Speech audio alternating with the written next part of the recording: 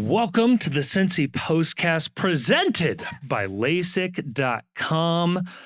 My name is Kevin Wallace, and before we get started with today's episode, I want to tell you about our friends over at Streetside Brewery. That's right.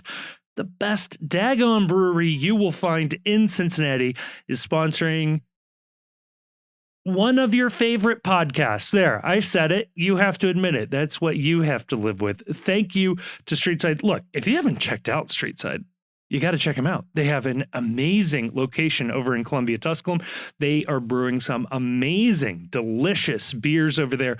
And what I love about them is that they have a style and a variety for everybody. They also make mixed drinks. They've got non-alcoholic options there. They've got a little bit of everything for everyone. It is a really cool spot too. It's a great place to have a brewski out on the front patio there. It's a great venue. It's super convenient for just about everybody. Right on the bus line, right on a very bikeable path there. It's a good time. Go check them out. We absolutely love them. They are a pub partner of FC Cincinnati, so go watch an away match there as well, or grab a pint before a game. It's a really good time. So huge thank you to Streetside for sponsoring this and so many other episodes of the Postcast. And on today's episode, look, we've got to talk about it. Legally, contractually obligated to talk about it, but FC Cincinnati lost to DC United 2-1. That makes one draw and two losses in the last week. A rough stretch for FC Cincinnati.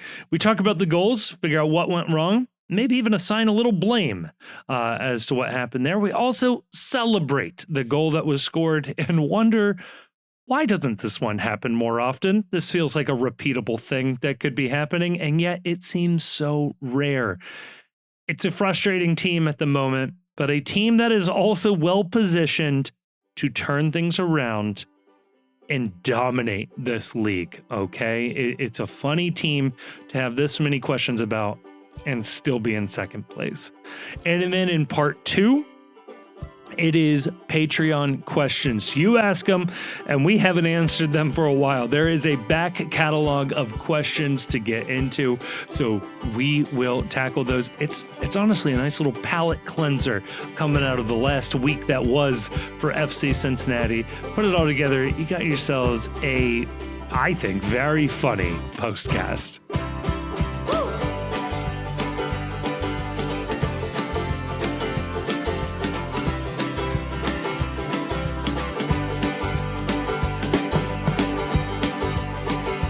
Joining me to talk about all of that and more, joined by two gentlemen who have very graciously adjusted our normal recording schedule, joined by the Chief, joined by Grayson. Grayson, mid-afternoon Sunday recording times, thumbs up or thumbs down? I think it's got pluses and minuses. Obviously, you have to, whatever you're doing in the morning, you got to come back and record and all that, and then venture back out. So it's not like in the morning you get it out of the way and you got the rest of your day. Right. In the evening, at least you have a chance to have most of your day and come back. But I did at least have a chance to go through the paper this morning. Ooh. And I often so I get the New York Times Sunday paper, and I often get ideas. You can look at the ethicist column or whatever, but the New York Times, one does, the New York Times Magazine cover, just it really jumped out at me today. Uh-oh. It says, Canada offers medically assisted death to patients without a terminal illness. Is that kindness or cruelty? And you got to just, I have an open mind right now. Yeah. I will say before the game, I was texting the Post's Damon Gumbert, and I said it's a little scary how much of my mental health for the next 2 weeks is in Pat Noonan's hands right now. Yeah. Yeah. Podcasting during the daytime, it feels shameful. It feels like a shameful thing to do when the sun is out. Oh, that's true. Yeah. That surely you have something more productive you could be doing with your time right now than, having a podcast no one listens to and spending your day on that. And it's nice out. Like Yeah. if it was Yeah. rainy, sure, it's a nice little indoor It activity. was cold. No, it's just beautiful out perfect right now. I'm just wasting it in here talking about this, wishing that we had the access to the Canadian healthcare system. for just actually one reason and one reason only. You know, if LASIK decides to drop us, maybe we can get sponsored by them and we can offer free procedures for referees and pro. It's like, you didn't get your eyes fixed. We got to escalate now, sir. I didn't make the rules. Now offering free assisted suicide for all referees. Man, brutal advertising campaign. You had the opportunity to fix this problem for free. Now the solution. Now we must get more draconian. So when we inevitably open up our own assisted suicide business, I think what you do is you democratize it, and every month you let the people vote on which profession can make it free that month. You know, and you're offering a nice, good, positive thing to certain citizens once a month. I think, Chief, we have found a solution to your problem with all the new development and congestion. We can have like a 1 in, 1 out policy. I'm okay with that. It's a good point. The parking situation at the assisted suicide. Development at the Hyde Park Square. Put as many mixed use development units as you want there. Just reserve one corner unit for a service provider of my choosing. The name of the business will be parking spot makers. That'll be it. We're just making parking spots. We're pushing towards Futurama. Let's just speed run the process right here. Oh man. If it's forced assisted suicide, I think there's another word for that. There's a handful depending on the exact circumstances. Yeah, there's a lot of words for that. Well, thankfully and sadly, we all came out the other side of that game, and now we have to talk about it. It's FC Cincinnati. Speaking of assisted suicide, about that game last night. FC Cincinnati loses to DC United 2-1, a loss at home. And man, it is so funny that despite everything with this team, and we'll touch on this later, I feel like I gotta get it out of the way now. The night ends with FC Cincinnati in second place in the East and fourth place in the supporter show. They were passed late last night by San Diego FC, if people were not table watching there. And yet, it doesn't remotely feel that way. This is the most bizarre team to root for and cheer for. And despite that good position in the various tables, the games against Dallas, Atlanta, and DC, which could have easily have been a 9-point week, let's say charitably a 6-point week, was a 2-point week for FC Cincinnati. This team 1 point. 1 point week. 1 point week. Excuse point. me. Easily could have been in first place in all the various tables and essentially locks for the supporter shield, even if they had been mostly average the rest of the way. It is the missed opportunities, I think, on top of the poor play that really pains me the most. I find it interesting the way the different people approach the table, right? Because there's, and let's set aside the underlying stats, the goal difference, and all that, just pure position on the table. Right. I think there's people are approaching it from two different ways. And it's very revealing of what kind of mindset you hold. You know, one is, Kevin, where you ended, which was if we were taking care of business and getting the results we should be getting, we'd be top of the table. Yeah. The other is, you know, despite the slide, other teams are losing too, and they're for the most part, not passing us. And I think you need to think about, you know, who do you want to identify with? Yeah. Do you want to identify as the team that is or should be at the top of the table? Or do you want to identify with all the teams that are losing? See, And like when it comes to when you think about like how you should be performing, are you thinking we should be performing better than other teams, or it's okay that we're losing because other teams are also losing? And then I want to know what you do for a living and how much money you make. See, to me, it's when you set the table up like that, it is. I don't like the discussion of, well, see, we're in second place, despite all that, we're in second place, because it's removing one of the biggest bits of context in that you don't play a balanced schedule in MLS. It just doesn't happen. Yeah. But your schedule does tend to even out with other teams in the long run, in so much as that when you add it all up, you play about as many good teams as everybody else does. There are occasionally outliers where you happen to miss, like all the Western Conference teams you get scheduled for end up being bad Western Conference teams. Right. That happens sometimes, but by and large, it ends up being a wash. And so the missing context with all of the scheduling things is, who have we played, who's left on the schedule, who have other teams played, who's left on their schedule. It's kind of like, in the NFL when, we need to win out the Bengals last year. We need to win out to make the playoffs, and we need Indianapolis to lose out, and we need, who's the other team that they needed to lose out? The Steelers needed to lose one along the way, something like that. And then the Broncos too. The Broncos was the other team. Yeah. And it's like, well, here's the problem.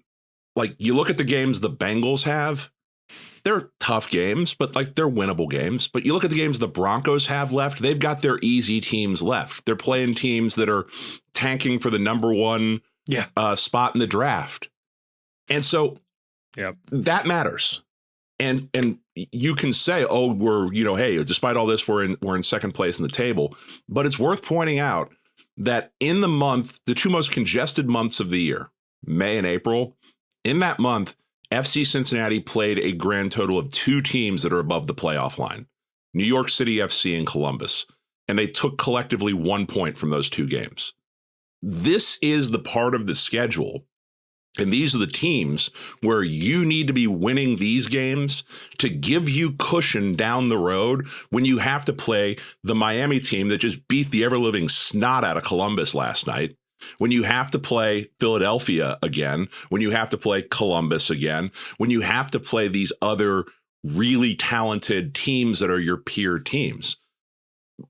I haven't looked deeply enough into the schedule to know what teams Philadelphia and Vancouver and Nashville and San Diego and all these other teams that are around us in the table. I haven't looked to see what their schedules are, but I would be shocked if it wasn't the case that we have had the easiest 2 months of the season of any major team, any team vying for silverware in MLS. And what is sort of, disheartening, especially about this week, is this idea that they're second in the table, but they missed their best opportunity to really cement themselves. And now if they want to stay number 2 in the table, they're going to have to go out and actually perform against some good teams. They haven't done that at all this year. Well, here's a question, right? They've already played Toronto twice. Yeah. Right. Yeah. And you look, they have 8 matches. They have 2 weeks off, and then they have 8 matches before League's Cup. Right. At New England, at Montreal, at Orlando, home against Chicago, home against Columbus, home against Miami, at Salt Lake, at Miami. It's like 5 really tough games and 3 or 4 games they should win. But the easy team is on the road, Montreal. Yeah. Montreal. Yeah. You have Chicago at home, probably view that as very winnable. New England is below the playoff line, but they had terrible early season results, and they seem to have more or less leveled out. I mean, they have more wins than losses. Yeah. They haven't lost in five matches. Toughest defense in the league. Orlando's been mostly on a tear. Well, they've been hard to beat. I'll say that about Orlando. It's really hard to beat. So would it surprise you all that much if they get to Leagues Cup and they haven't won another game? It would shock me if they didn't beat Montreal, because Montreal is like, Crew didn't beat Montreal. I know. On the road. I know. That was a shocking result, though. Yeah, like, Montreal is really bad. And it was Montreal is midweek. dire. Yeah. But But ours is midweek too. We play Montreal on a Wednesday as Oh, well. great. well, we played them after like a week and a half off, though. Okay. But DC is really bad. Yeah. And they didn't have Benteke. Yeah. And it was at home. Yeah. Like, does anything feel like, I guess what I'm saying is, like, I'm at the point where I don't expect the team to win, and they shouldn't expect to win any game they play. Because, you know, this stretch of results, you can say, oh, this is a dip in form. I would argue that it's the same form, except instead of Evander making a 35-yard free kick, he misses a 35-yard free kick. Yeah. Right. Instead of taking a bunch of shots and you block them, or Roman pulls out, you know, a world-class save, that doesn't happen. You know? Yeah. And like, even that first goal, first or second goal that Atlanta scored, the one that went through the Atlanta player's legs. Yeah. The offside one. We have seen that play happen against us this year, where that player, it doesn't go through his legs, he blocks the goal. Yeah. Right. And so, like, we've seen flip side of that.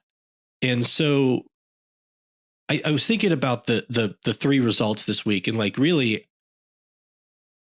I didn't have all that much of a reaction to the DC result.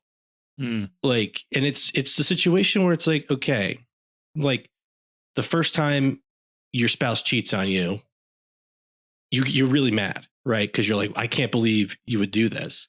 But maybe you can like, you know, put it in the past, right? Move past it. Second time, like, I forgave you and you went out and did it again, right? Again, real mad, real shocking. Third time, just like, no, this is just who this person is. Yeah. So we're 17 games into the season now. We are exactly at the halfway point. Are we comfortable, Kevin, Grayson, I think I know your answer. Are we comfortable saying this team is what it is at this point, and that this is FC Cincinnati? There is no more, like, the idea that they were going to gel into something more, and that they were going to have more playing time, getting past the fixture congestion of CONCACAF Champions League. There was always a inbuilt thing like, well, this team just needs more time. We don't really know what this team looks like right now. Are we okay saying at this point that, barring a major change at the summer transfer window, this team is what it is at this point?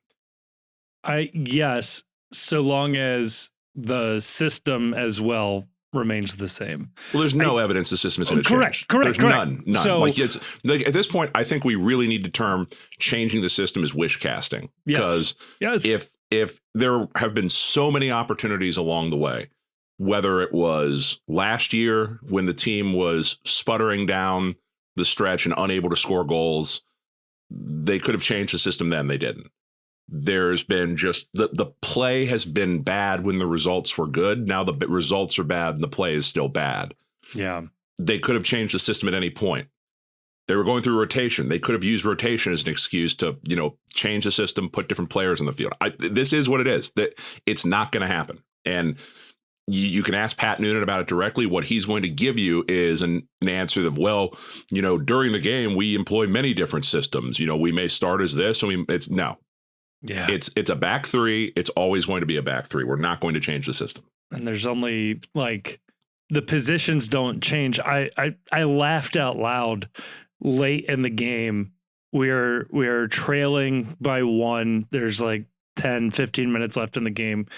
And sure, they were wingbacks, but there are our back three still out there on the field.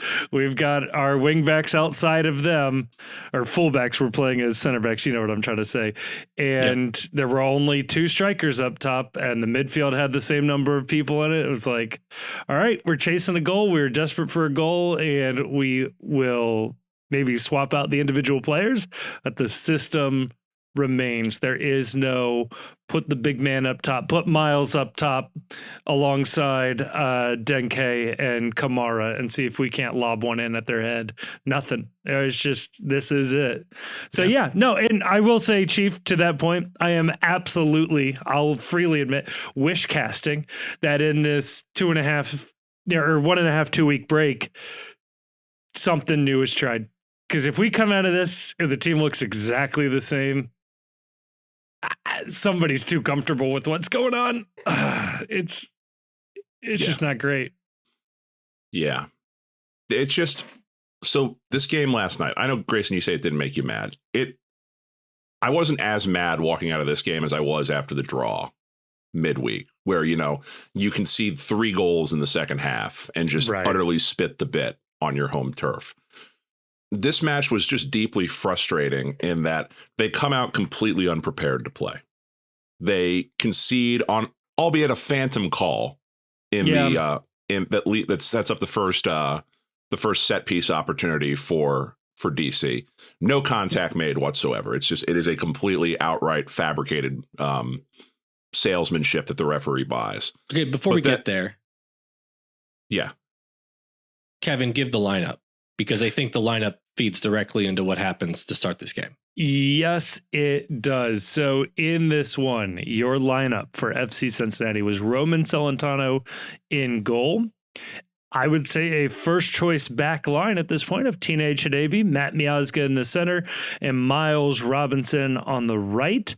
It was Lucas Angle on the left and DeAndre Yedlin on the right. This is Orishano starting on the bench in this one. Buka and Anunga are your holding midfielders. It was, I think, a one attacking midfielder in Evander ahead of them, with Valenzuela and Denke up top, but there was plenty of interplay up top there as well. So that is your lineup. But what the point that I think Grayson is going to point to is that we're already starting off with an incredibly defensive posture as a team. And so I don't know, but great. I don't want to make your point for you. Yeah, Grayson, I mean, it starts off, yes, an incredibly defensive posture, but more importantly, you have a team that is not. Again, it was a game where they were expected to and did have all the possession. Yeah, all the possession they could have possibly wanted, and this was not the lineup that maximizes your chance of doing anything with that. No, and to start the game, they have the kick, right? So you can go ahead and get your movement going, right? Yeah. Start playing with the ball right away. What do? They go back to Miazga, and I'm going to miss a couple of passes because I'm not watching it. Directionally, it's like they go back to Miazga. He boots it long. They lose the ball. They get the ball back. It ends up back at the feet of Miles Robinson. He plays either a too slow pass to DeAndre Yedlin, or DeAndre Yedlin is not acting quickly enough to come back and receive the pass. It's very easily intercepted by DC, which we see throughout the night. Yes, either slow passes or guys not reacting quickly enough. I'll let other people decide which it was, and DC is just easily intercepting passes. So DC intercepts the pass. They play the ball, quick passes with each other. Yet it hits the foot here or there of a FC Cincinnati player, or the play is broken up. But each time that happens, a DC guy gets the ball, finds another DC guy quickly, and then the ball ends up passed down the sideline. Hang on, just before we get into that, I do want to take this moment to say that this moment is brought to you by LASIK.com. That's right, folks. Our good friends over at LASIK.com are actually really, truly sponsoring this podcast. That is a real thing that is happening.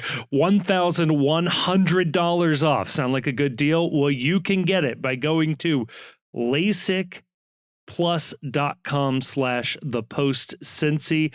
That is where you will get $1,100 off your next procedure. Okay, so head on over there.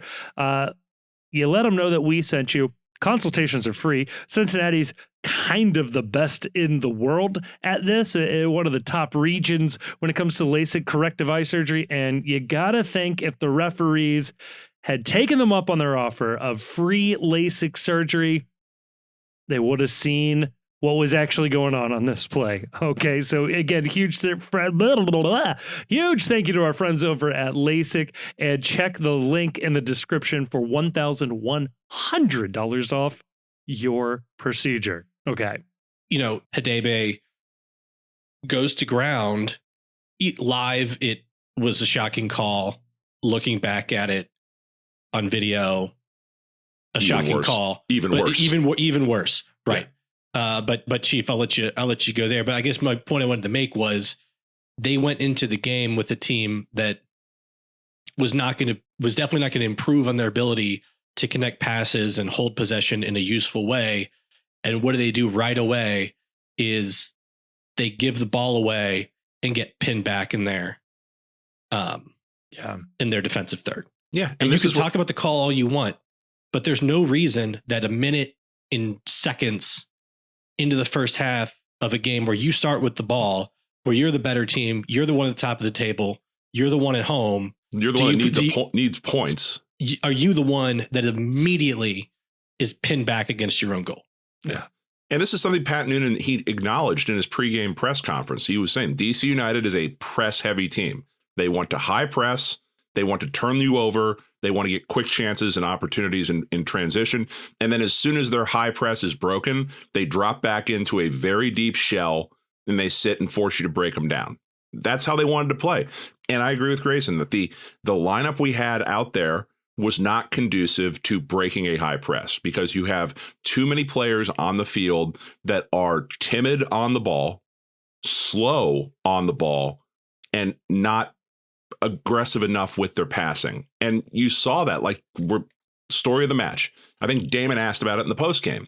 Is there are way too many lackadaisical passes to the wrong side of guys, improperly weighted passes where it's either under hit and you're breaking up the flow of play to go get it or to receive it, or when you receive it, somebody's already on you, or it's overcooked and your first touch is getting away from you and you can't do anything useful with the ball because the pass isn't weighted. The passing, it's been a story this entire year. It was especially horrendous in this game. But on this first goal, set piece opportunity for DC. Yeah. And I understand it's a dangerous set piece. It's down. It's maybe 4 or 5 yards outside the 18, maybe closer than that. It's like a super short corner. Yeah. Super short corner. You have to guard, against the really pace ball just being whipped into the box and finding a head. Like any contact's going to score a goal from that angle. But there's absolutely no one that is up looking for the pass to the top of the box. There's no one up there. And DC has 3 guys there. One is standing basically at the top of the 18. And it's an uncontested shot on goal. Yeah. No one steps out. No one reacts. No one's marking right there. And I'm floored that you've got this lineup out there. You have people that are, they're not aerial threats to defend anyone on an aerial ball. Why is one of the shorter players not out there contesting and defending at the top of the box? Or Denke or Valenzuela, one of your strikers, up top there. I don't know if this is then blame on Roman for not setting up the defense properly, if this is blame on Miazga for not setting up the defense properly, if this is blame on the coaching staff for not having seen this play. I don't know. I would assume the players on the field, though, should be able to make this adjustment. I'm not looking to blame the coaches necessarily here. That's training. This is training ground stuff, though. Yep. This is training ground stuff. This is one where it's like, okay, I will give you that Roman should do better organizing the defense, and he's the captain back there. He's the air traffic controller. He should be the one saying there is someone out top there that has acres of space, centrally located, and most players in the league can make that shot from out there. It's got to be on him. But that's a training ground thing. This is a training ground issue of what do we do when we have to defend this piece right here? And I guarantee you it's something they should be working on because they should be training for that opportunity as well, because they've got one of the best takers of those shots in Evander and Yes. Orishano. They should be running this play themselves in That's practice. what I was going to say. And we've seen that before. This was like the Lucho to Barrial and then Lucho to Orishano corner that would work occasionally, or at least scare the defenses half to death into having to cover it. Yeah. In fairness, it's a hell of a hit. Like it's perfectly placed. There's nothing wrong we can do. But everyone is down. It's a shot with it's a free kick with no wall. Right. And you would be mad if any FC Cincinnati player missed that shot or didn't put that shot on frame. But if every time you play somebody, they make a perfect finish or a perfect shot. Yeah. It's on you. You're making it too easy. Yes. Yeah. Right. Like if it's like, oh, well, the teams we play keep pulling, miraculous plays out or hitting perfect shots. It's like, maybe you're just bad then. I don't know. Maybe you're just not doing your job. It averages out though, because I mean, not to speak the devil's name, but Latte Loth missed what felt like 15 amazing opportunities when we played Atlanta. So, it does eventually level out there a little bit at least. So. Yeah, but like 2 minutes into the game, and you're already chasing against a bad team. And there was a tiny part of me that thought, well, no, we have to try now. This super defensive team just can't sit back and hold on to the second half for the reinforcements to come. They may actually have to try.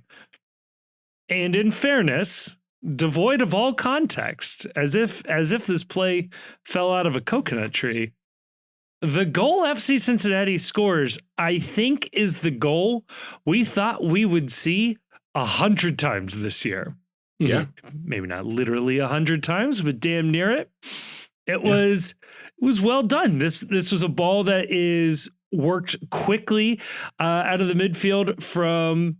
Who's that? Denke to Angle. Angle finds Evander. Evander looking, dare I say, Lucho-esque, staring down 3 defenders, another one coming in wide that was covering Angle. They charge in. He beats all of them, lays off a perfect pass to Denke, who is now miraculously completely wide open and does what Denke does, which is bury the goal into the left corner there. If Denke's not there, just a little further back at the top of the box, also pretty well open, Buka is there. It's amazing what dribbling into the box and consuming the attention of the defenders does for this team. I thought we'd see more of this. Why is this like literally the first time we've seen this? Why did we not see it again for the rest of the game? I don't. Yeah. I've been in a few fights not in the fights, but arguments in the DMs about this.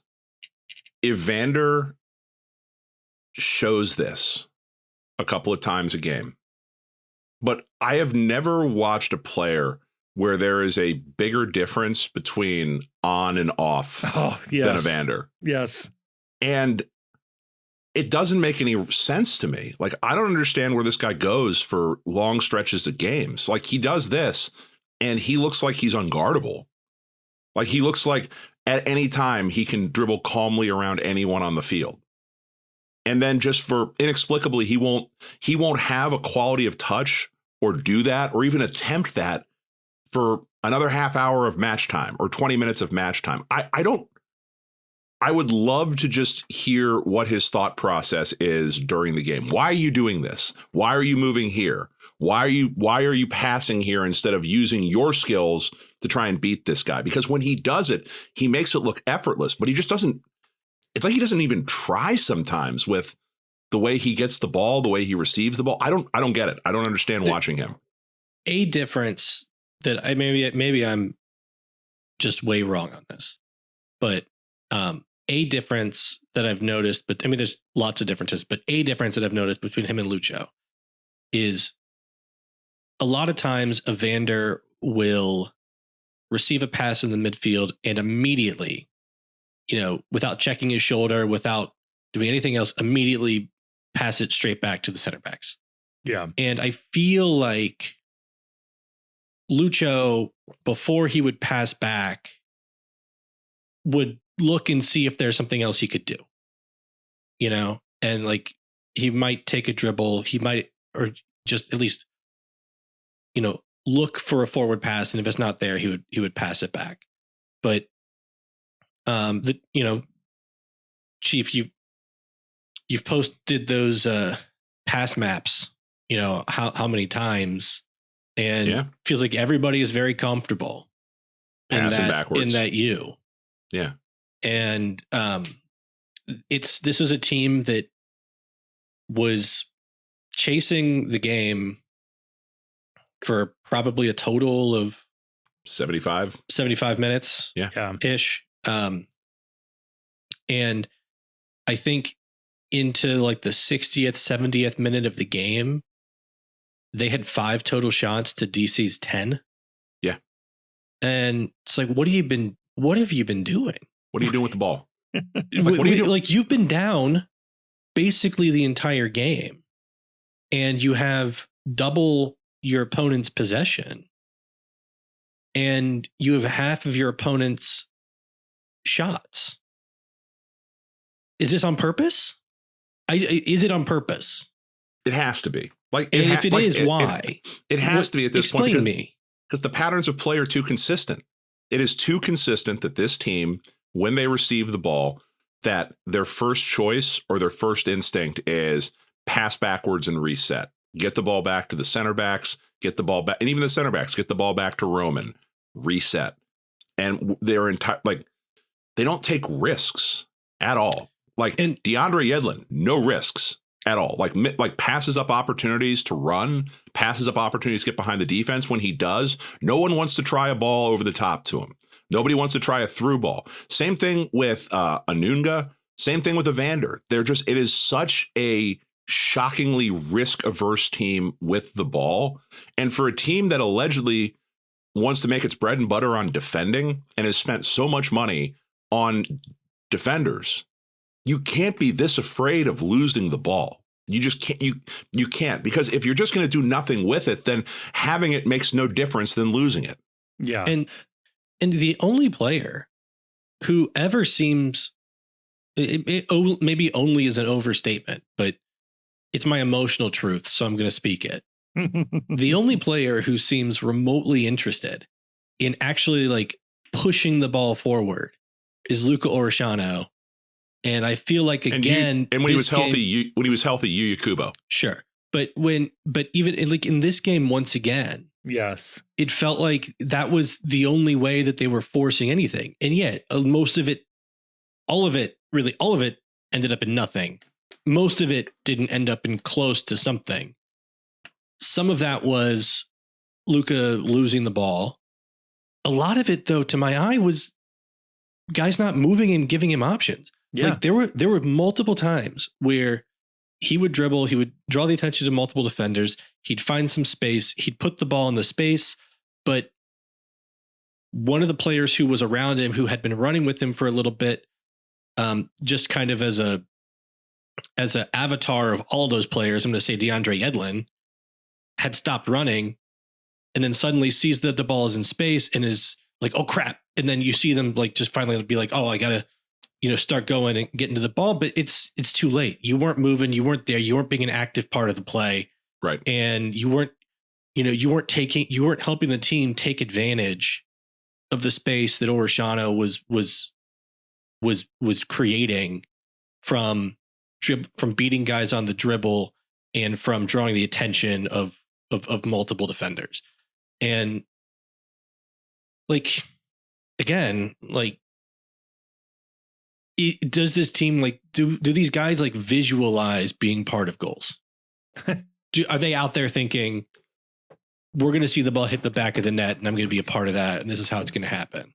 Because it doesn't feel that way. It feels like 11 guys speaking 11 different languages. It's like as long as I don't pass it, it feels like, yeah, it feels like if I make a safe pass, eventually the ball will find some space and somebody else will score a goal. Or I can't be blamed for this going wrong. If I pass backwards, I can't be blamed for this going wrong. Keep the I won't be in the film room saying, what was up with this? You cost us possession right here. The safest thing I can always do is pass backwards. And this team loves to pass backwards. And then when you see guys do try to make a forward pass against the press, like this happened to Miles repeatedly, either they pass it right to a defensive player. Yes. Or they make the pass that the press wants you to make, which is the guy who has two defenders right on his back. And the sideline on the other side, where it's like effectively they're boxed in. Yeah. Like they were going with the ball so often right where DC's press wanted them to play the ball. And in a league where so many teams press, and in a league where, the tactics are more advanced than like, I'm going to draw up. Right. But this is not the avant-garde of football tactics. This is this is not where pressing tactics are being invented. No, they're being invented elsewhere, being imported. Although we'll see with the tariffs if that keeps being the case. So we have to build some soccer tactics at home. But this is a league where like everybody's pressing, and there are fundamentals for how to build against the press. You should be able to do that. And not to say that like you'll never get beaten by the press, but you shouldn't be in a position where you are absolutely inept against the press by the worst team in the conference, or one of the worst teams in the conference. And to marry those 2 points, like you can't pass it back to the central defenders, the center backs, that often, that consistently, and have them play poor passes. Like they should be the safest option. But then at the same time, the fact that we play with 3 center backs and a defensive midfielder should be a platform for everybody else to be able to take risks.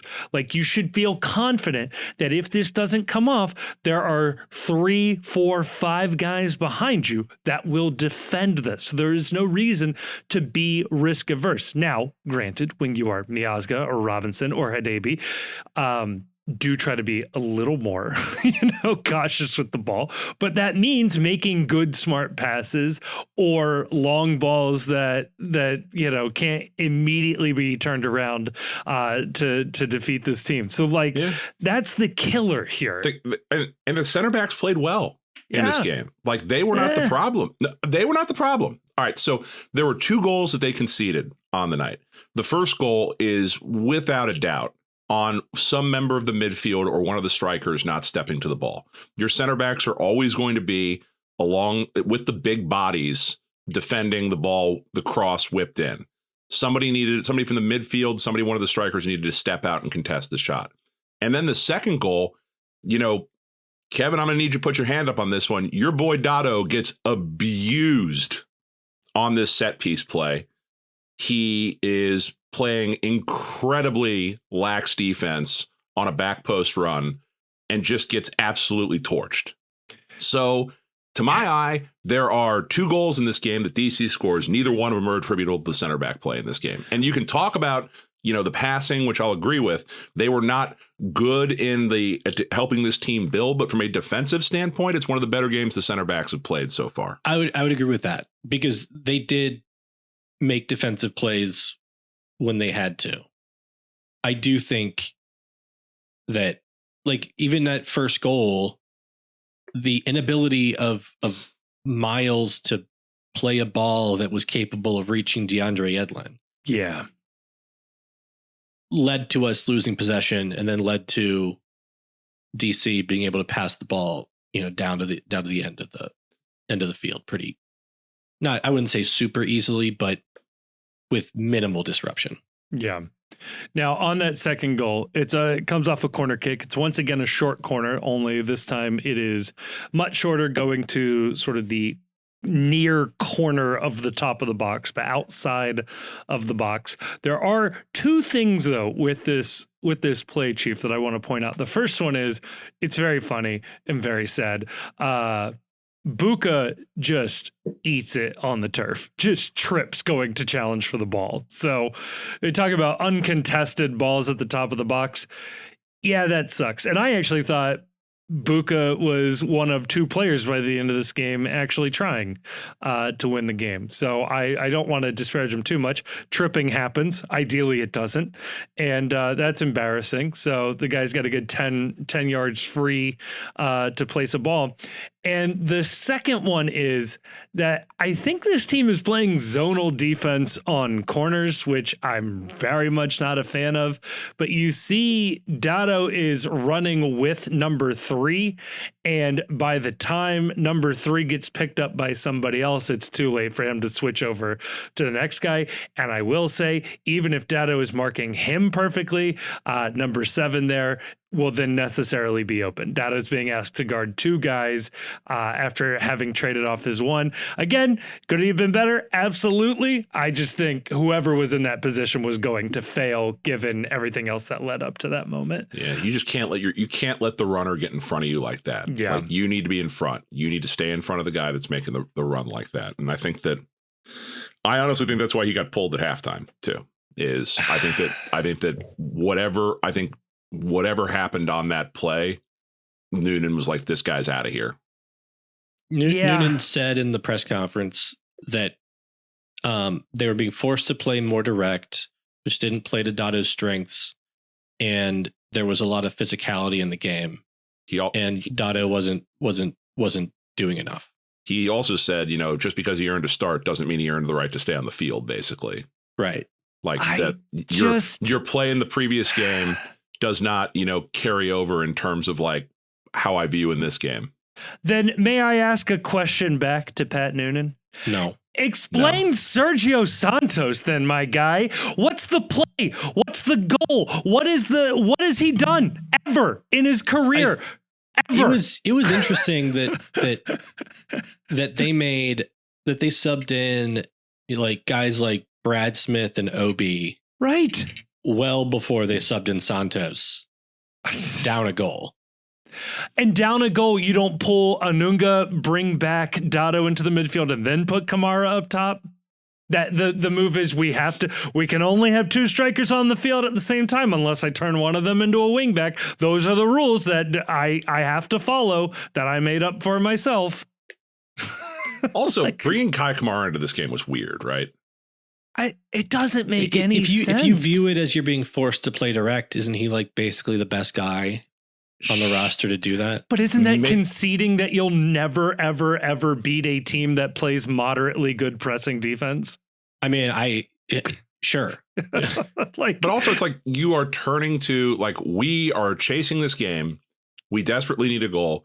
And you're giving a 40-year-old that was in street clothes 3 weeks ago on a supplemental roster deal. You're giving him a 45-minute run in this game, and he's we gotta get him on.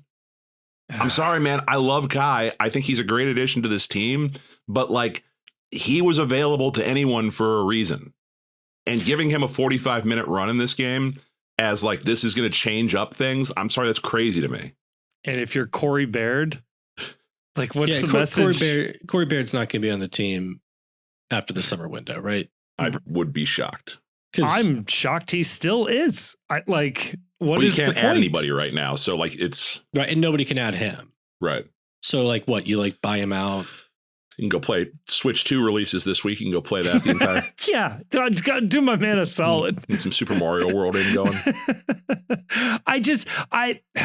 Obviously, I'm gonna defend my boy Dotto, but outside of not a great game for him, the $30 million being spent on the offense, he's the only guy that has produced, and you are losing, and so you have taken the only other competent attacking piece. So he's had a bad game up to that point. What was Evander killing it? Was Denke truly untouchable in this game? We have created this narrative in our head that Pat Noonan does not like him. The more I watch, the more I'm forced to agree that there's something that we are not being made aware of vis-a-vis Dotto and his playing time. I don't know if he's shoving academy kids into lockers and is just fully living his bully lifestyle. Yeah, maybe he's an absolute dick. And if that's the case, shame on you. Like he's parking in Noonan's spot in the morning. Right. Yeah, it's like there's something else. And I guess we'll have to wait until inevitably someone goes and has a burger and all the news leaks out. But I'm curious to know what it's going to be. Yeah.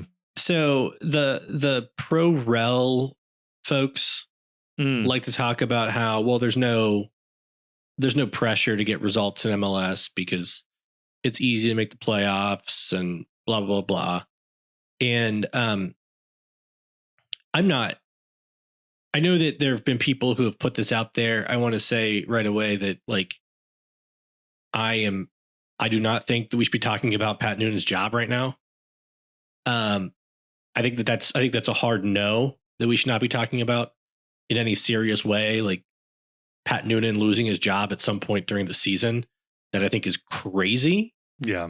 But also if he's like has a quick trigger with Dotto, right? Despite Dotto being, I think, the only guy on the team with multiple goals who's not a DP. And he's putting out a lineup to start the game like he put out against DC yesterday. That's also somebody who's not worried about Pat Noonan's job in the near term. Like these are not like we need to get results decisions. These are, I have time and I have like an idea about what I ultimately want to build toward and how I want to mold the team. And that right now overrides, we need to get 3 points in the third game of a week against 3 terrible teams before a 2-week break. It's a thing with this team that there's no urgency. They don't play urgently down a goal for 70 minutes in this game. They don't play urgently with the ball. They don't play urgently with their possession. And there's no sense of urgency that I get from the coaching staff of these games are precious. There are 34 of them. You only get so many opportunities to post results on the scoreboard, and the season is slipping away in terms of mediocrity. Like we are devolving into mediocre play. And you see the coach is visibly frustrated at the press conference after the game, about as snappy as I've seen Noonan in one of these. Mm-hmm. But you don't get the sense that they're trying everything they can to fix this. It very much feels like, well, this is just a lull of play we've got to get through. And it's like, no, these games matter, man. Yeah, they matter. And like, you've got to stop treating this as like, we'll get them next week. Like, because we've seen that doesn't go well for this team when they have that kind of an attitude. Yeah. Also, there is no next week this time. So now you have to just sit in the shittiness. Speaking of urgency. Go back to real quick, Grayson. Go ahead. Yep. Speaking of urgency, though, who is third in all of MLS in goals per 90? Oh, that's our friend Dotto Valenzuela. And sure, maybe he gets a little lucky. So let's look at XG per 90. He is 25th in the league, ahead of Luis Murillo, ahead of Felipe Mora, ahead of Diego Rossi, ahead of Luis Suarez. I'm just saying, it'd be really cool to have one of those guys on the team. Dear Stan, I keep writing, but you ain't calling. I'm just saying. Sorry, Grayson, go ahead. No, but I think urgency is a good word and a good theme, because if you go back to the 2023 playoffs, the first year that they had to do that like 2-1 first round, they beat Red Bulls pretty handily at home. They go on the road, they go down, right? Yep. Been pretty easy to just say, all right, let's conserve our energy. We'll take him at home. We did it pretty easily before. We can do it again. And instead, they fought that game. Yep. They fought hard that game, and they came away with the result. They didn't leave it up to, we'll hold serve in game 3. Okay. Last year, I think they did the opposite. Yeah. You know, they went up to NYCFC and they played like they were just going to take care of business at home. And I think right now this is a team that plays like it'll come together and will take care of business when it matters at best. Mm-hmm. Yeah. It doesn't feel like it's urgent. Yeah, I think back to in 2023, the Open Cup semifinal against Inter Miami, losing penalties, but they give up 2 later in the game, and then again in the 93rd minute, they kept pushing. Yuya Kubo brings it back a minute before the game's over, or I should say 5 minutes before the game's over. It was that fight, that drive that this team does seem to be missing, that is killing it. And I mean, it goes back to a question you were asking on the last episode, Chief. Whose team is this? And right now it feels like Evander's. Yeah. You know, or like no urgency. It's No Nick basically moving Hagland's. around. Right. It's either Evander's or it's Nick Hagland's. And whenever this team does not have a Nick Hagland around, they seem to fall apart emotionally and physically and performance wise. And you got to remember too that this isn't just the 3 dumbest people in Cincinnati talking about this. To be clear, it is. It's just not just. It's not just. It is the 3 dumbest people, though. That because you had the anonymous GM survey, and what was the rap on Evander in that from the various GMs around the league? It was he's the best non-Messi player in the league when he wants to be. Or when he cares about it, right? When he's not turning it off. And, you know, so I guess it's not a response to that to say, yeah, but like, look at the pass that he made, right? Or like, look at the incredible stuff that he does. Because that's exactly the reputation that he's got in the league. And if that was what this team expected when they signed him, everything else needs to be better around him. He can't be like the hope. Yes. I was going to say exactly that yes, he can do that so long as 3 other guys are regularly contributing to the attack, that the team is not lackadaisical when he's off. And we saw that with Lucho. There were times when Lucho had off games, and not from a lack of effort. He was, as far as I can tell, mostly always trying. It was just some nights Lucho didn't have it. And that's fine. And that's how like soccer works. Sometimes guys are going to have off nights, right? But there were other pieces willing and able to step up. And right now it feels like the pieces that are willing to step up are few and far between. And the ones that are able to step up don't seem to have the ability to. It's weird. Or they're playing lineups stacked with guys who aren't the type of player that they're saying we need to have 6 defensive players right in the starting lineup against DC in the outfield, you know, not counting the keeper, right? And if that's the case, who is going to pick up the slack? Yeah, we'll have plenty of time to talk about this, but like I really do think that at the summer window, there needs to be some effort to bring in someone that it has a killer's mentality, or has like an aggressive mentality, like someone who is going to go reckless into a couple of challenges, someone who's going to run straight out of defense, someone who is going to just maybe a little crazy, just someone a little bit that just shakes things up and stops people from feeling so comfortable. You know what would be a good addition to this team? Whoever Evander hates the most from like a personal rivalry perspective, and let that guy start ahead of him just one game. And either Evander collapses like a house of cards or lights a fire under him like nothing else. They just need to get someone who's crazy. Like they need someone who's like certifiable. We need a crazy midfielder. And I don't hold it again. Like I feel like a lot of the stuff we talk about, we're like, oh, we're being like really hard on Brian Nunga, or being really hard on DeAndre Yedlin, or here we're being really hard on Evander. It's not that we're being hard on like any one player.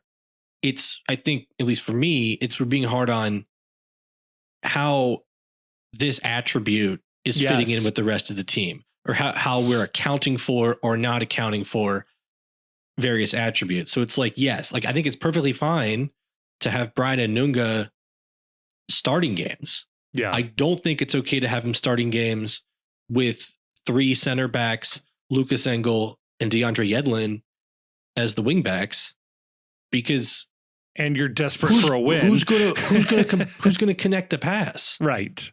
And I think it's fine to have Engel and Yedlin starting on the outside of the defense, but maybe we need more from the midfield.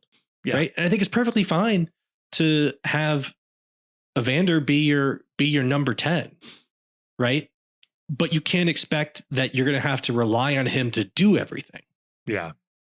You need a plan B. You know, Grayson, I think that's such a good point. It's like yelling at like a bishop on a chessboard for like not being able to go left and right. It's like, I don't need you to do that. I just need you to be good at the thing you're doing, but put in a position to effectively manage the board or effectively neutralize the pieces I need you to from that position. Right. I'm just going to use, I just need to use my rooks better. Right.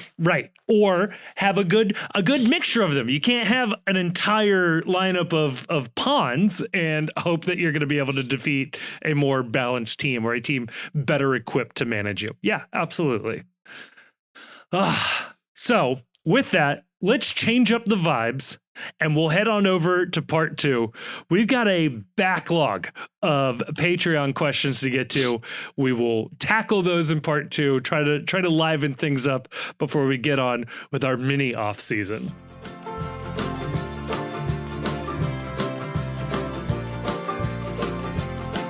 All right, we are back, and it's been a while. Before we get started, I got to throw a plug out there. Oh, please. June 4th, Away Days Episode 2 releases post YouTube. It's the long delayed video from our unfortunate trip to Red Bull Arena. My bad, not editing that sooner. I love it. It's it'll good. Be fun. It's good I took some time on it, though, because the first cut came a little aggressively long. We shot an absurd amount of footage there. You can never have enough B-roll. You can never have enough footage. No. I saw the rough cut of it, or an almost finished cut of it. Chief, I really liked it. I think people are going to like this. Yeah. It's if you enjoy the postcast, and why would you? It's basically yeah. It's basically a little under 30, like 25 minutes of additional footage of us being morons in New York last year. And I got to say, guys, not to get sentimental here after we just had a downer conversation about this game, I was watching that back as I was editing. I was like, that was a good time. That was fun. Yeah. My only regret, and I can say this isn't a spoiler for the video, is that it's the episode is bookended by 2 major events. Yes. In America's 2024 calendar year, I should say. The first of which was the CrowdStrike glitch that downed all aircraft and caused delays for several days. And then the last day, which I'm really mad we have no footage of, was all of us learning at the exact same time that Joe Biden was dropping out of the presidential race while walking in New York City. Yeah, you got to break the news to the Delta customer service representative you were on the phone with. And we were just stopping random people on the street like, hey, did you hear Joe Biden dropped out? Yeah. What, really? Like, yeah, I'm not making it up. Look it up yourself. And so I was wondering, I was like, why don't we have any footage of this? And then I realized it was because I was doing my phone was doing a lot of the filming. And I was on hold with Delta trying to get my flight figured out. So this is funny. I was in New York 2 consecutive weekends in July, because one was a personal trip and the other was this thing. And the weekend before, when I was in New York, was when Trump was shot at in Pennsylvania. Wow. And I was sitting in a restaurant in Brooklyn when that news came, and you see kind of everybody check their phones around the same time.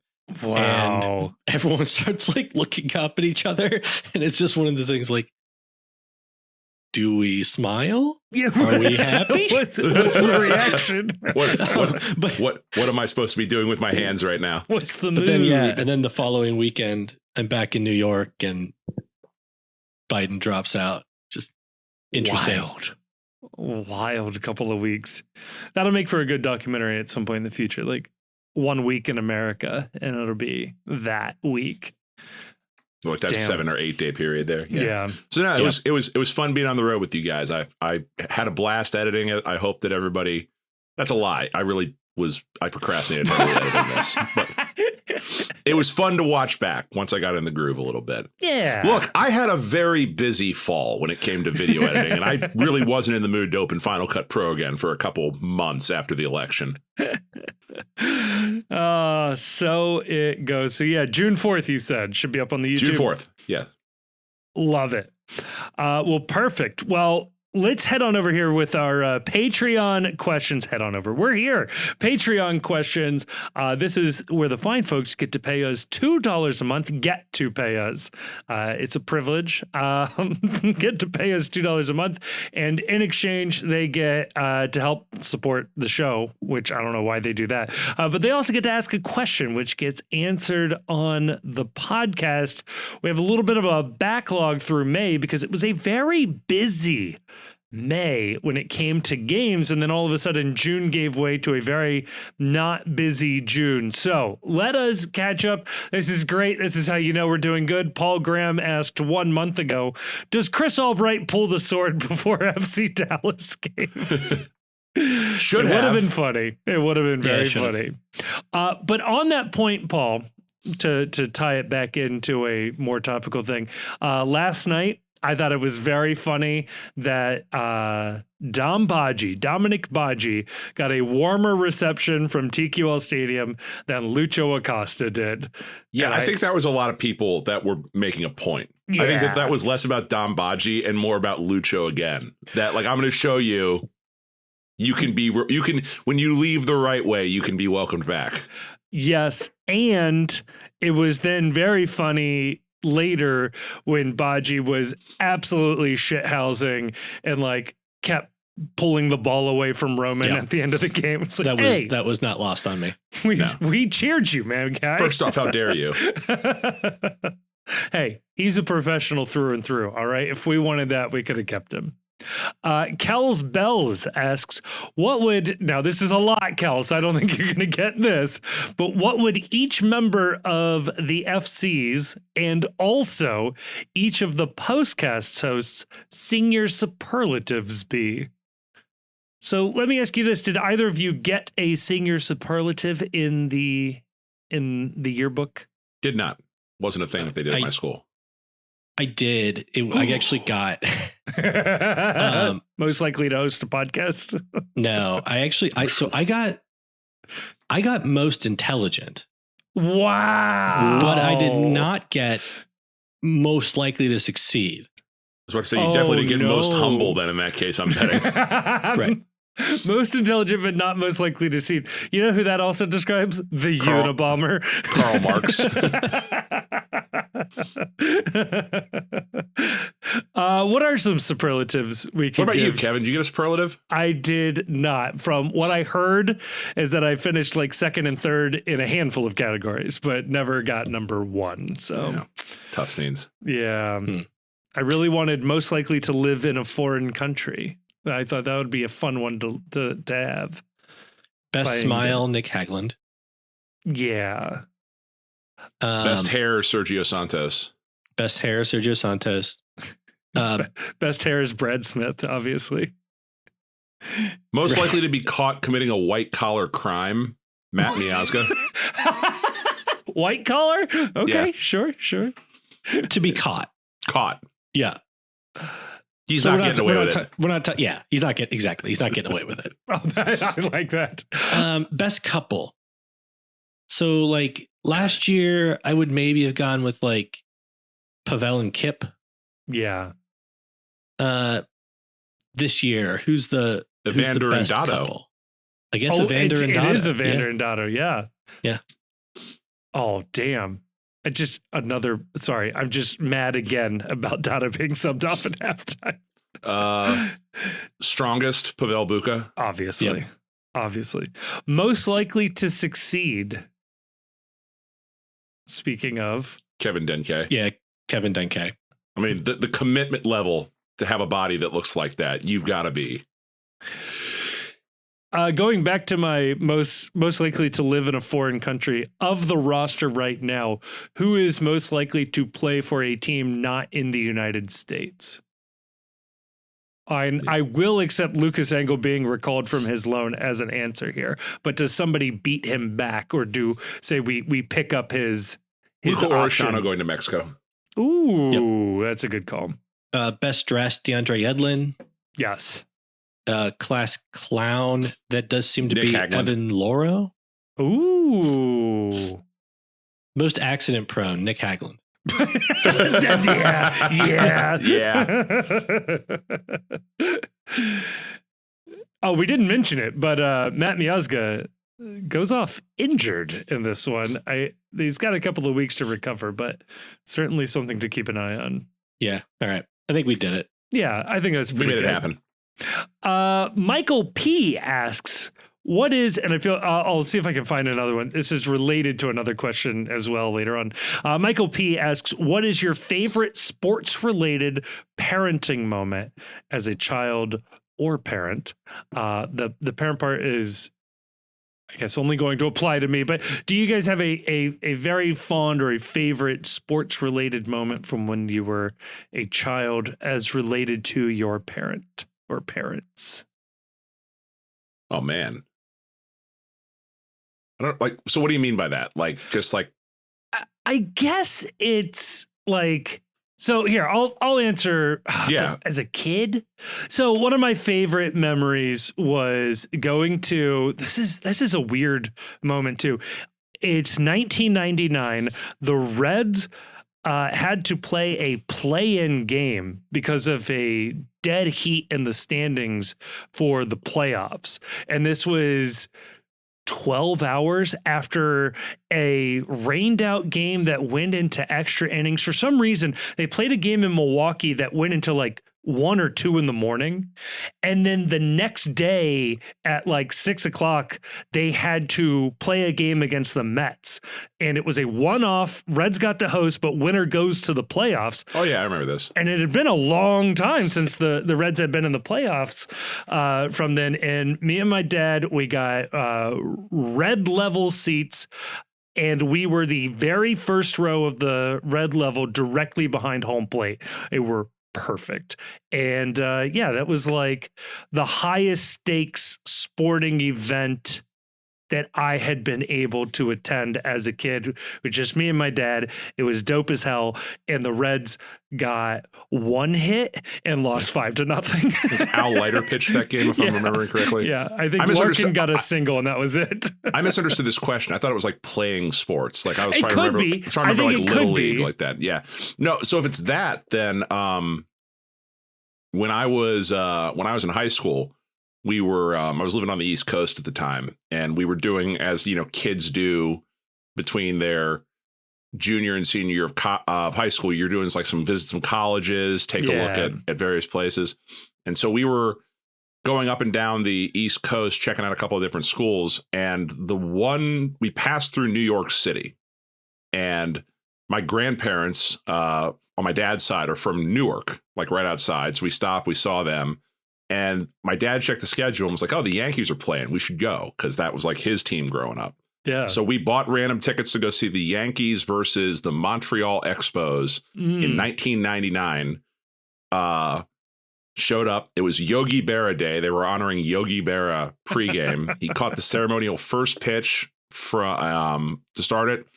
And then David Wells went out and threw a perfect game. And so I was there with my dad at a perfect game at Yankee Stadium. Amazing. Where I think he later said that he was on LSD when he threw the game or something like that. So.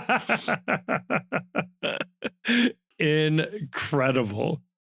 Grayson, do we have a favorite sports moment with a parent? Yeah, I mean, I've had a lot of nice parenting, like sports moments growing up with my parents, but one I'll talk about is one that didn't have its payoff until years later. And it's one where when I was a kid, probably 6 or 7 years old, my dad took me and my sister to a Reds game, and Marge Schott was sitting down in the blue seats where she would often sit, and she would go sit. She would talk to fans and stuff. So my dad sent us down to go get our autograph from Marge Schott, and she asked us she's like, what parish do you guys go to? And she didn't ask if you were Catholic, right? Right. Didn't ask if you were Catholic. Assumed, of course. Just took one look at us and said, what parish do you guys go to? And then, I think years later, I was talking to my dad about this story. I think we were with some people, and I was talking about, oh yeah, I got to meet Marge Schott one time. And my dad was like, yeah, I think she probably really enjoyed talking to 2 little blonde kids.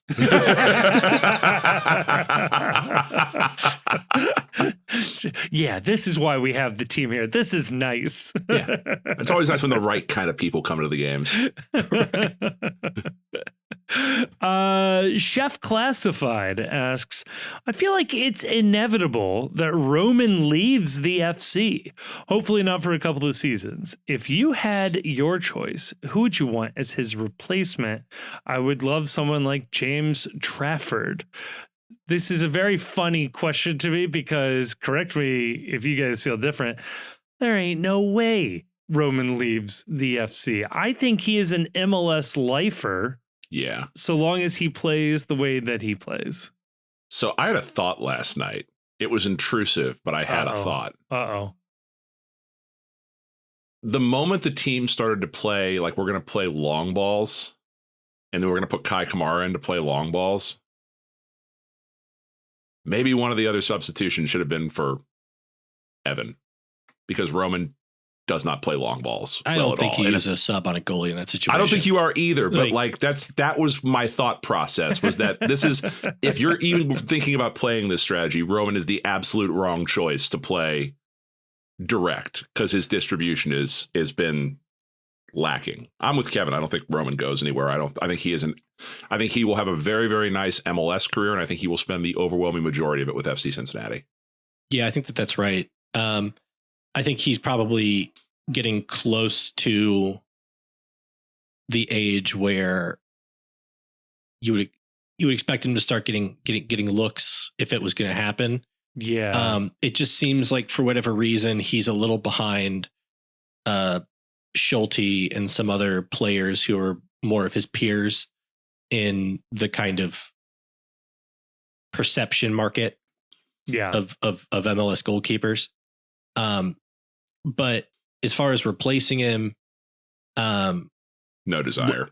No desire, but 2, ultimately you're going to have to replace him because he's going to retire. He is mortal. That we think.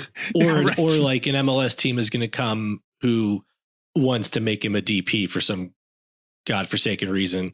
Right. And you just got to let him go. Right.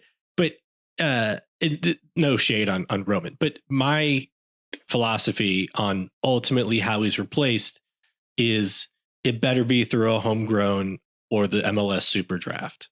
Yeah. I like that. I think that is where you should be getting goalkeepers, at least starting goalkeepers in Major League Soccer. Your academy should be producing goalkeepers. Or somebody else's homegrown. If it's like a Dane St. Clair situation where because Dane St. he was not Minnesota's. Did Minnesota draft him? I thought they did. No, maybe he's Canadian, so I don't think he came up through their academy. Also, I don't know that they have. Remember, guys, we host an MLS show. We should know this sort of information. I don't think they have an academy. Yeah, it looks like he probably was drafted by Minnesota. You were right. Yeah. He was, Okay. but I think there's been a couple situations where keepers are drafted and then traded early, or Matt Freese Yeah. at NYCFC, right? Yeah. He was a homegrown who was blocked by Philly's keeper. He was a starting quality, so they went ahead and got him. Still young, still not crazy expensive. The last thing that you want in MLS, in my opinion, is a goalkeeper dragging your budget down. Yeah. Your We've goalkeeper seen needs that. to be on a domestic. He needs to be using a domestic roster spot and needs to be making either supplemental roster money or homegrown roster money. Like literally the only exception to that. Before you give him a raise, Yeah. Literally the only exception is Roman Berkey in like the first 2 years of St. Louis. You could maybe make the argument that he kept them in more games, and certainly that first year helped them to overperform. But the other side of that is like a million goalkeepers that have too expensive of a transfer fee or way too much salary that ultimately hamstring the team, and an MLS replacement level goalkeeper somewhere else in the league would have been able to do a similar enough job that it is not worth spending the extra money. So essentially, the replacement for Roman, if you've heard of them right now and they are not currently on the FC Cincinnati roster, I don't want them. Yeah, it's the replacement for Roman is some snot-nosed kid hanging out in Milford right now. Yeah, maybe in the Bailey on Saturday. That's who I want, or somewhere on the being one of the ball boys there. Drew 0001. The first Drew. This is cool. If FC Cincinnati players were a part of the U.S. cabinet, what roles might they occupy? Ooh, I love this. Matt Miazga, Secretary of Defense, obviously. Renamed Secretary of Offense. Like he'd scratch out the nameplate and he would put something else there. The original title chief. Secretary of War, I believe. There right? we go. That's who I want. That's he's the Secretary of War. Yeah, there's violence there. Secretary of State. Who's a good statesman? Well, I mean, he is Matt Miazga is the captain, isn't the Secretary of State like usually the guy that has to be the spokesperson? Maybe Matt Miazga is Secretary of State in like this administration. I was going to say Evander seems to be well versed internationally, speaks fluent English. I think Miles is your Secretary of State. I think he's a diplomat. He seems to do a lot of like deflating on the field, building. Having like non-confrontational conversations. That's true. With opponents and his teammates. Ooh, DeAndre Yedlin, more world traveled though, and isn't that the role of the Secretary of State to go and be the diplomat overseas? That's a good point. More of a journeyman. Yeah, in that regard. Also, intelligent, thoughtful when he speaks. Like this is throw it out there. Yedlin for Secretary of Transportation because he is so fast that he is used to traveling at high speeds, trains, planes, automobiles. That's our guy. What are we missing? Secretary of the Interior? That's Buka or Obi. I was going to say Secretary of the Interior. It's less of a defending the interior, more of a building in the interior. So it should be like maintaining infrastructure. So I think it's Pavel. Okay, I like that because he's more of a build up interior midfielder. I don't hate that. If Steven Jimenez were a little older, he'd be perfect as our homegrown. Secretary of Education, they're abolishing, so we don't need to fill that. That's good. Secretary of Energy, not Evander. Secretary of Low Energy. Zing. Powell. Elvis Powell. Secretary of Energy.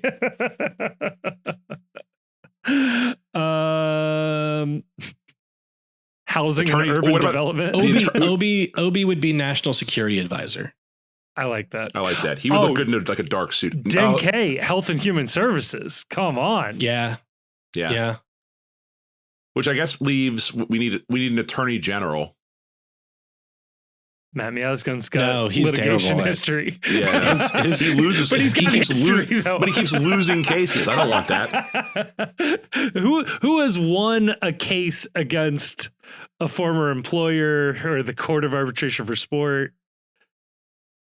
I think we've got. Oh, was Nick? Did we already give Nick a job? Because isn't he the union rep?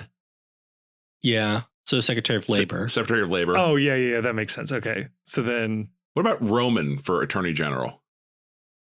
I think he could fill out a suit. Yeah. Roman Celentano sounds good for an attorney general. Yeah. I feel like just based on last name alone, he's not going to go after organized crime as hard as I would want. He's got connections to some great lawyers. or he'll go hard against organized crime for the most part, except for maybe like one little family. One little piece. I like it. That's a pretty this good setup. So that means set up like this, you're wondering why the team did better results this past week. So does that mean it's Albright as president and Noonan as vice president? Is that how this works then in this setup? I think Jeff, kind of Jeff has Birding to. as Jeff president. is president. Albright is vice president. Noonan chief of staff. Chief of staff. Yeah, he's Okay. like the Leo McGarry. Okay, we got there. Susan Wiles. The West End wing.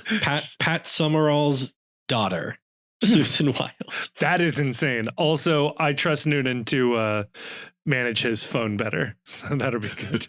Yeah. Bailey Rolson asks, what does an alternate timeline look like currently if Matt Miazga never got the red cards and PKs? That's a fascinating what if. Well, we win MLS Cup. Yeah. We win MLS Cup. So go down as one of the few teams to win the Shield and Cup in the same year. Does anything else change? Yeah, everything changes from that point. Was that I don't know. 2023? 2023, because players hit all these incentives, right? and from You have what the we same heard, guys. You have the same guys going out of contract. Yeah. You have the same budget constraints that you have from guys hitting incentives. I guess we enter.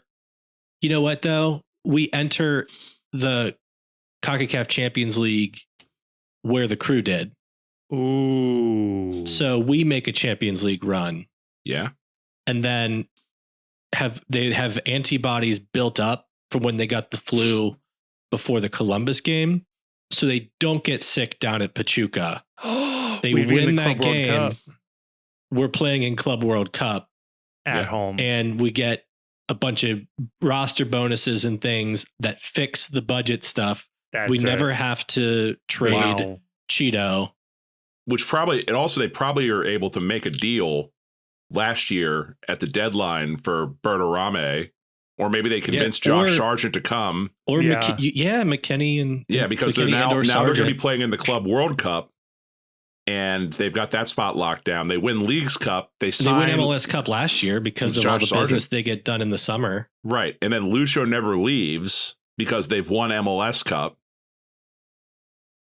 But you never get Denke. You never get get Evander. Never get 10K. But, you're going back to back MLS Cup champion, going into Club World Cup. You got U.S. men's national team stars. You got a better looking defense because you were able to pay Awaziem and trade Hadebe for less of a haul. It's all different. You're playing Salzburg at home with the chance to get out of the group in June. I don't know. Wow. So Look what they took from us.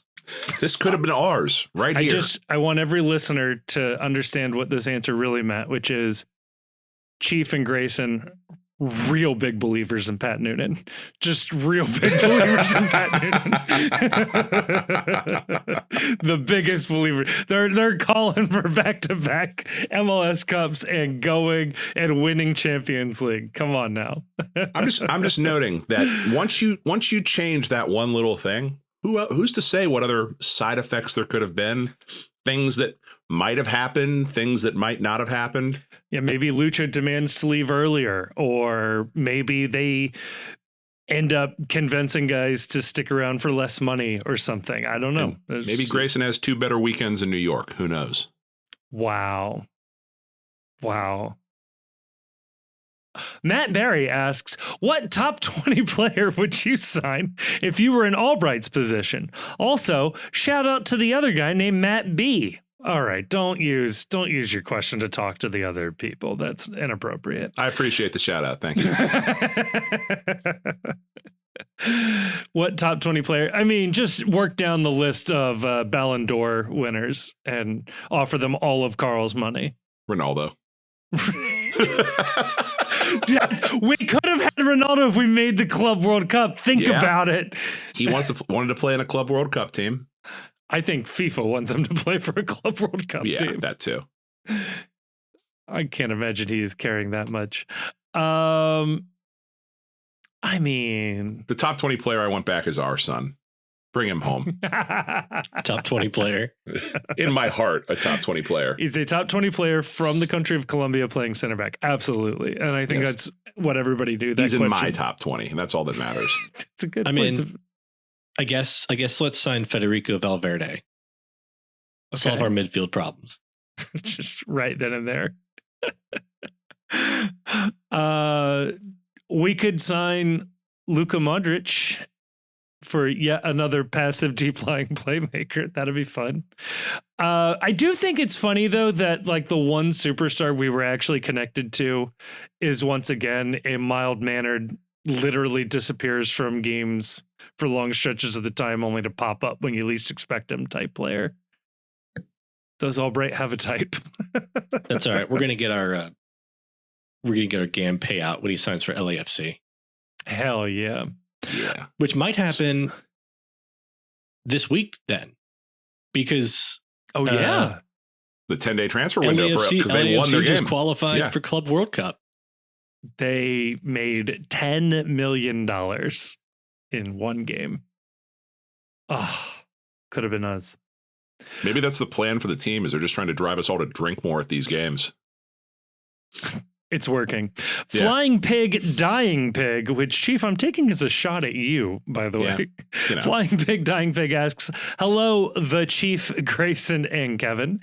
As someone that did not grow up here, I would like to know what makes someone a real Cincinnatian. To which I say, if you gotta ask, you can't. A willingness to defend Cincinnati-style chili to the haters and the losers, of whom there are many. I like that. Attending a church festival or fish fry at some point in your life makes you a Cincinnatian. A deep sense of despair while watching your favorite sports teams, even though nothing has gone wrong yet. That's good. Moving away and coming back. That's a pretty common trope amongst the Cincinnatians. They'll venture out. You know, some small towns, people never venture out. A Cincinnatian will venture out. They will always venture back. They always come home. Yeah. Yeah. Being a real Cincinnatian is something you embrace in your heart. You don't actually have to be from here to be a Cincinnatian. Or you just got to identify the Cincinnatian, to be honest. Yeah. Actually, the as only long way as you want to be here. Yeah. Yeah. And you don't. And I was going to say, don't apologize for being here, but no, let's be real. That's actually one of the also requirements. Part of it. Yeah. You want to be here, but you are constantly kind of, when you're talking to the outsiders, you're like, no, but seriously, like it's better than you think. It's better than you think. Got a great food scene. Yeah. Really good beers. No, the only way to become a real Cincinnatian, and therefore most Cincinnatians are not real Cincinnatians, is you have to accumulate what is almost like ultimate power and then give it away freely. That makes you a Cincinnatian. Yeah. Price Assassins asks, akin to Freaky Friday, you wake up having swapped bodies with an FC Cincinnati player. Just without further context, I'll watch that body. The only way to swap back, this is where you may run into some trouble, Chief, is to win the next game. Who do you want to be? And likewise, who do you trust in your body? I'm swapping with Evan Lauro. That's exactly who I was thinking as well. Yeah, I was gonna Sit say, me it's on the gotta be- bench, and I trust him to live a better life than me. Right. Got to be Evan or Paul Walters or something. Just like somebody where you're not going to get in the way. Yeah. But remember, you are giving them your body. So I think of the two, again, I trust Evan more than, say, a youngster. So what are they doing with my body while I'm on the bench? Probably frantically getting back to the stadium to try to like find them and figure out who took their body. Like, what's going on here? Why did I wake up in this street? Yeah, Evan. Like, that's I can be a vibes guy on the bench. I'll clap it up hard. I'll go out and stretch a couple times during the game. So if you had to play, this is a very similar great hypothetical, which is like, what is the sport that you could like body swap and you think you could go unnoticed the longest from a spectator, that you are in fact not a professional athlete, that you've somehow found yourself out there?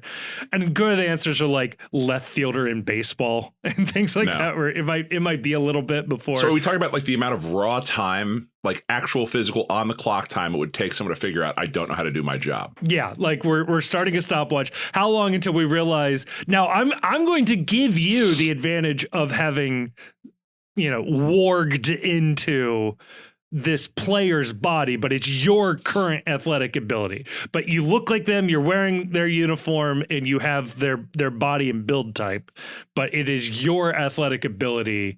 How long could you hide? I think the sport I could hide the longest in is baseball, specifically as a designated hitter hitting ninth in the lineup. That's good. You could honestly just take every pitch for like an entire game. Yeah. But like once it was in the field, it would be very obvious I don't belong there. Right. I think second would be soccer goalkeeper, and just assume that it's going to take them a while to put a shot on frame. That's true. Especially for a good team, you may never touch the ball. But then there would be a point when like they would all look like, how do you want the wall set up? And like, get in front. I don't you call guys by the wrong name.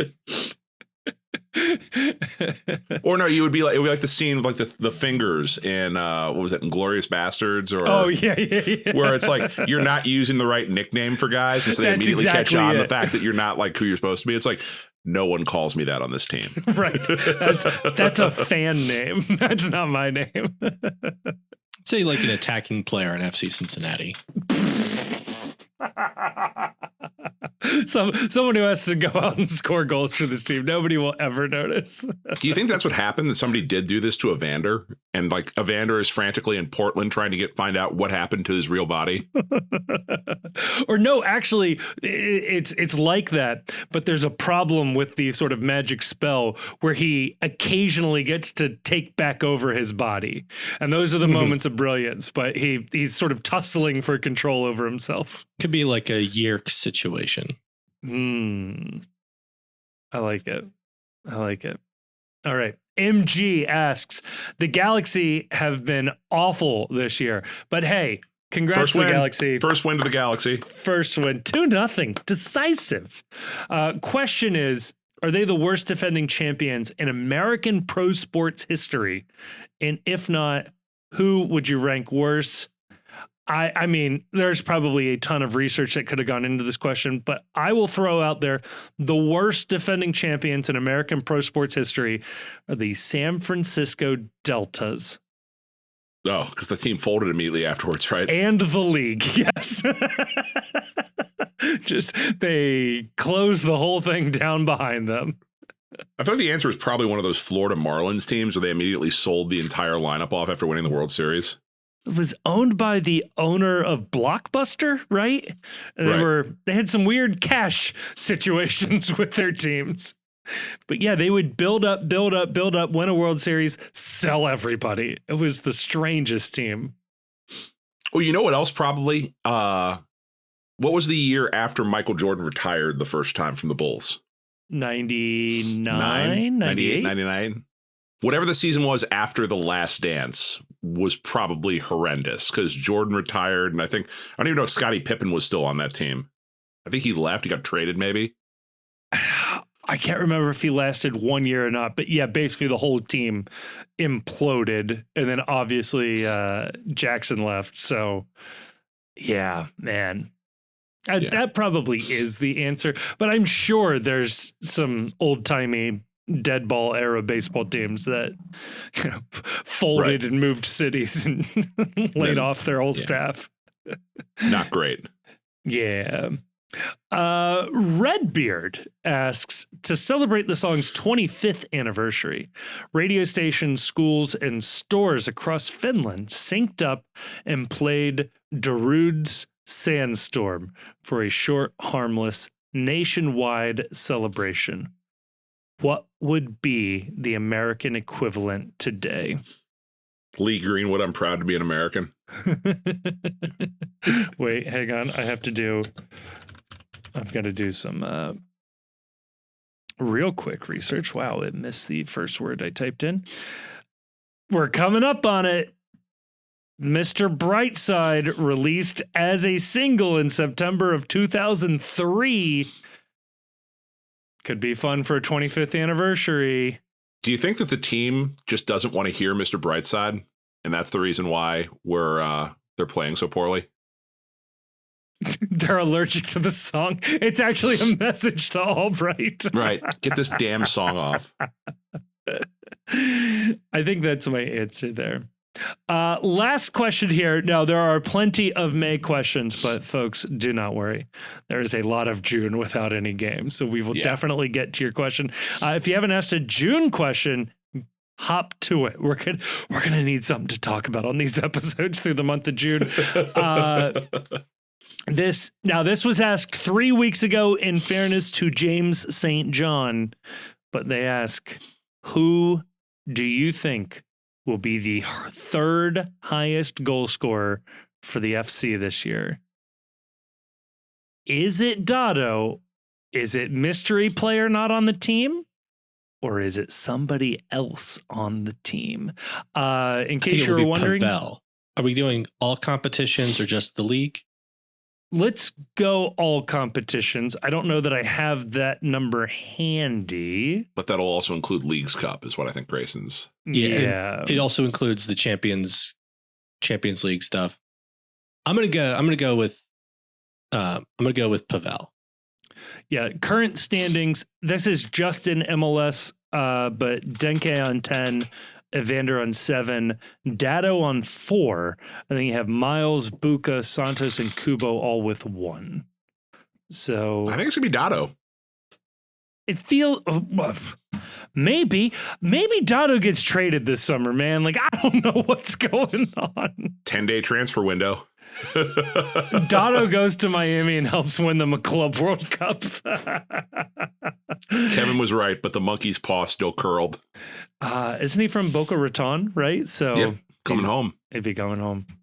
Well, there you go. That's going to have to do it for our questions. Like I said, we got plenty more to get to, but we will get to them over the next couple of weeks. Chief, end this mercifully. Fuck Columbus.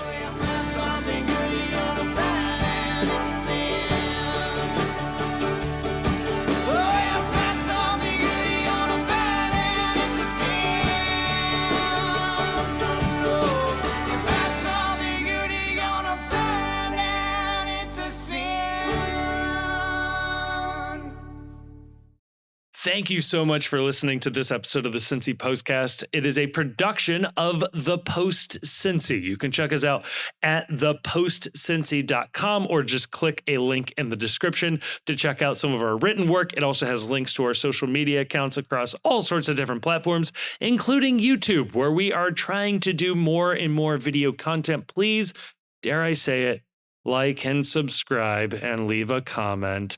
But no, that would be really, really helpful. I also want to give a thank you to Jim Trace and the Makers. They're a local Cincinnati band who provided all of the music for this episode. We love having them on board. You can check them out. Again, link in the description of this episode to find out where they might be playing shows next or where you can listen to more of their music. Also want to give a massive, massive thank you to the awesome and very attractive patrons over on Patreon. It is a voluntary subscription that people take out with no real promise of anything extra that keep this show afloat. And we are so thankful to those of you that have decided to take that commitment. If you do like the show, or at least just want to engage with other people who have listened to the show and want to talk about FC Cincinnati, MLS, soccer, or really anything else, you can go on over to Discord. Again, link in the description. Lots of links in the description where you can find a link to the Discord. That's where we are keeping the conversation going 24/7. It feels like it's a really fun group of people in there just talking about FC Cincinnati. And like I said, just about everything else. And finally, I'll say it. If you liked this episode, and given the fact that you've made it all the way to the end, I have to assume you either like it or for some reason cannot reach the stop button. Please share this episode with a friend or family member or someone who likes FC Cincinnati. The best way for us to grow is from a personal recommendation from somebody who likes it. And if that's you, please tell other people. And if you don't have any friends, feel free to give us a review on whatever your podcast platform of choice is. We'll take anything we can get. But again, a huge thank you to everybody for listening to this show. I am blown away that anybody listens to this. So again, I well and truly mean this. Thank you so much for listening.